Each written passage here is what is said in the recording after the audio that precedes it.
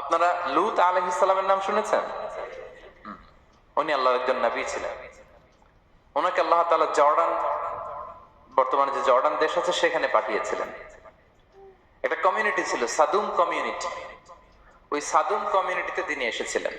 তিনিও দাওয়াত দিলেন, ইয়া কওমি ইবুদুল্লাহ মা লাকুম মিন ইলাহিন গায়রু। হে আমার কওমের লোকেরা, আল্লাহর ইবাদত করো, আল্লাহকে মেনে নাও। ওরা অস্বীকৃতি জানালো। সত্যের পথে আহ্বান করলেন, অস্বীকৃতি জানালো।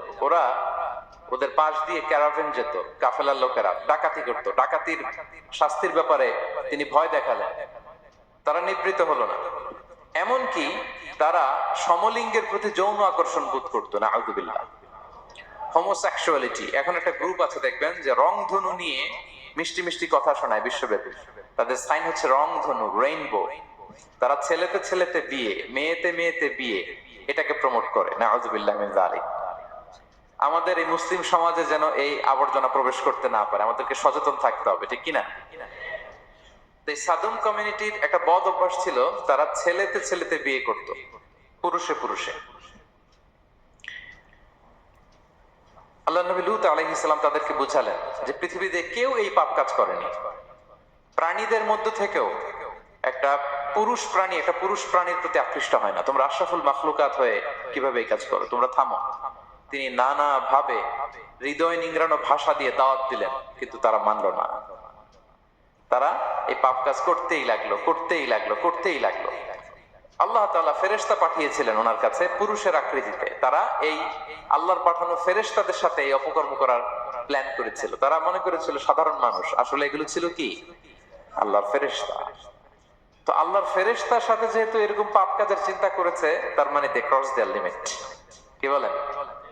সীমা লঙ্ঘন করে ফেলছে। আযাব, পানিশমেন্ট তাদের জন্য অবধারিত হয়েছে। আল্লাহ তাআলা শাস্তি দিলেন। কি শাস্তি দিলেন? সিম্পল।